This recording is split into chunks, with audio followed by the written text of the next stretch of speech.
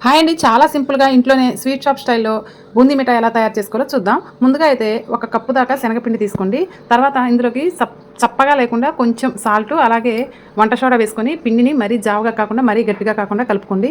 ఎందుకంటే పిండి మరీ గట్టిగా ఉంటే బూందీ మందంగా పడుతుంది. అదే జావగా ఉంటే బూందీ అంతా కూడా ఫ్లాట్‌గా అయిపోయి తోకలు తోకలుగా పడుతుంది. అలా కాకుండా పిండి కరెక్ట్‌గా కలుపుకుంటే ఇలా పూసలు పూసలుగా పడుతుంది. ఇలా తీసినటువంటి బూందీని మనం ఒక చిల్లు గిన్నెలోకి తీసుకోండి.